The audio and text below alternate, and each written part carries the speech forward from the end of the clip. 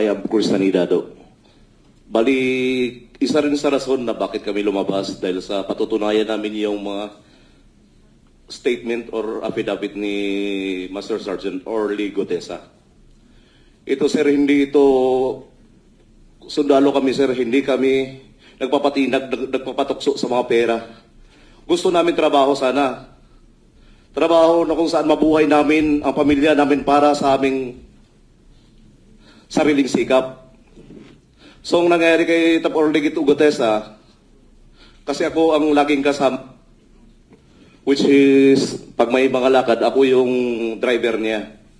Partner kami ni Orly Gutesa. Nalulungkot ako bakit ganun ang ginawa. Bakit, kung sino pa yung testigo, sino pa yung nagsasabi ng totoo, yun. Bakit ganun tayo, sir? Nasamantala, hindi nila nare-realize yung buhay ng mga kababayan nating mahihirap. Lagi na lang naririnig, puro korupsyon.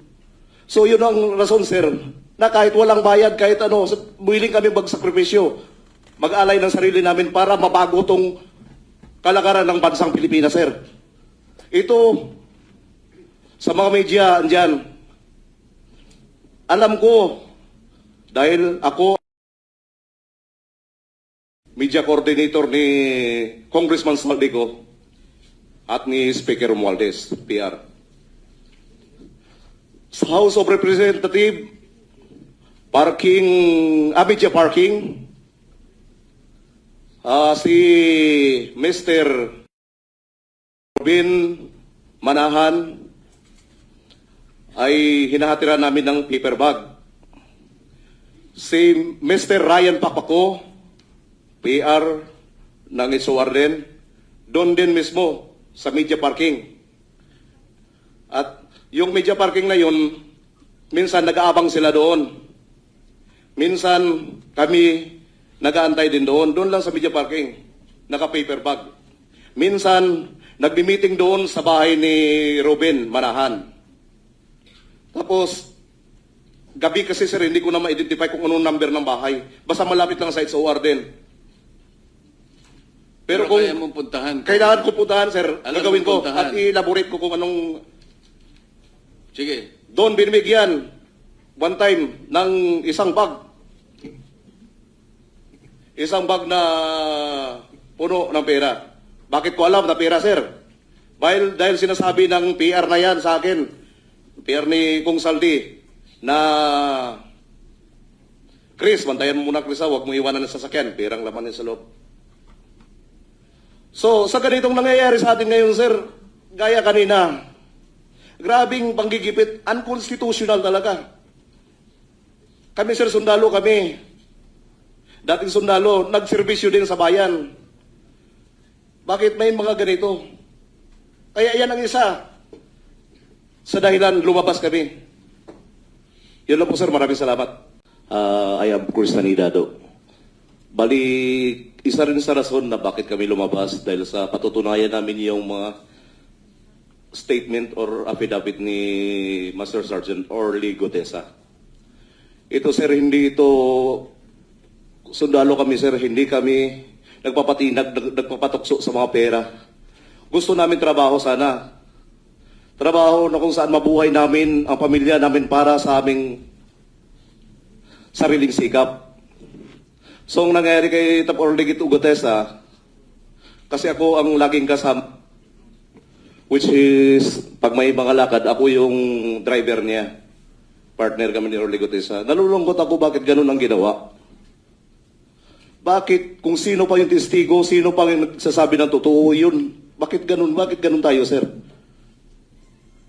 Nasamantala, hindi nila nare-realize yung buhay ng mga kababayan nating mahihirap.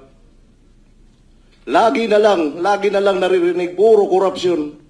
So yun ang rason, sir, na kahit walang bayad, kahit ano, willing kami magsakripisyo, mag-alay ng sarili namin para mabago tong kalakaran ng bansang Pilipinas, sir.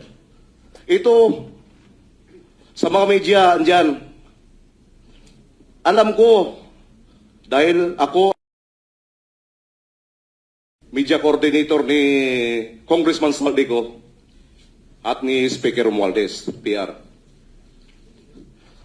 Sa House of Representative, parking, Abidja Parking, si Mr. Robin Manahan ay hinahatiran namin ng paper bag. Si Mr. Ryan Papako, PR ng SOR din, doon din mismo sa media parking. At yung media parking na yun, minsan nag-aabang sila doon. Minsan kami nag-aantay din doon. Doon lang sa media parking, naka-paper bag. Minsan nagbi-meeting doon sa bahay ni Robin Manahan. Tapos, gabi kasi sir, hindi ko na ma-identify kung anong number ng bahay. Basta malapit lang sa SOR din. Pero kung kaya mong puntahan. kailangan ko puntahan, sir, Alam gagawin mong ko puntahan. at i-elaborate ko kung anong Sige. doon binibigyan one time ng isang bag. Isang bag na puno ng pera. Bakit ko alam na pera, sir? Dahil sinasabi ng PR na yan sa akin, PR ni Kung Saldi, na Chris, bantayan mo muna Chris, huwag mo iwanan ng sasakyan, perang laman niya sa loob. So, sa ganitong nangyayari sa atin ngayon, sir, gaya kanina, grabing panggigipit, unconstitutional talaga. Kami, sir, sundalo kami. Dating sundalo, nagserbisyo din sa bayan. Bakit may mga ganito? Kaya yan ang isa sa dahilan lumabas kami. Yun lang po, sir. Maraming salamat. I am Chris Tanidado. Bali, isa rin sa rason na bakit kami lumabas dahil sa patutunayan namin yung mga statement or affidavit ni Master Sergeant Orly Gutesa. Ito, sir, hindi ito sundalo kami, sir. Hindi kami nagpapatukso sa mga pera. Gusto namin trabaho sana. Trabaho na kung saan mabuhay namin ang pamilya namin para sa aming sariling sikap. So, ang nangyari kay Tap Orly Gutesa, kasi ako ang laging kasama, which is, pag may mga lakad, ako yung driver niya. Partner kami ni Orly Gutesa. Nalulungkot ako bakit ganun ang ginawa. Bakit, kung sino pa yung testigo, sino pa yung nagsasabi ng totoo, yun. Bakit ganun? Bakit ganun tayo, sir? Nasamantala, hindi nila nare-realize yung buhay ng mga kababayan nating mahihirap. Lagi na lang naririnig, puro korupsyon. So yun ang rason, sir, na kahit walang bayad, kahit ano, willing kami magsakripisyo, mag-alay ng sarili namin para mabago tong kalakaran ng bansang Pilipinas, sir. Ito, sa mga media, andyan, alam ko, dahil ako, media coordinator ni Congressman Saldico at ni Speaker Romualdez, PR. Sa House of Representative, parking, Abidja Parking, si Mr. Robin Manahan ay hinahatiran namin ng paper bag. Si Mr. Ryan Papako, PR ng SOR din, doon din mismo sa media parking. At yung media parking na yun, minsan nag-aabang sila doon. Minsan kami nag-aantay din doon. Doon lang sa media parking, naka-paper bag. Minsan nagbi-meeting doon sa bahay ni Robin Manahan. Tapos, gabi kasi, sir, hindi ko na ma-identify kung anong number ng bahay. Basta malapit lang sa SOR din. Pero kung kaya mong puntahan. kailangan ko puntahan, sir, Alam gagawin mong ko puntahan. at i-elaborate ko kung anong Sige. doon binibigyan one time ng isang bag. Isang bag na puno ng pera. Bakit ko alam na pera, sir?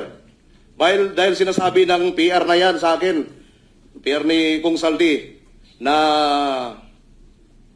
Chris, bantayan mo muna Chris, huwag mo iwanan ng sasakyan, perang laman niya sa loob. So, sa ganitong nangyayari sa atin ngayon, sir, gaya kanina, grabing panggigipit, unconstitutional talaga. Kami, sir, sundalo kami. dating sundalo, nagserbisyo din sa bayan. Bakit may mga ganito? Kaya yan ang isa sa dahilan lumabas kami. Yun lang po sir, maraming salamat.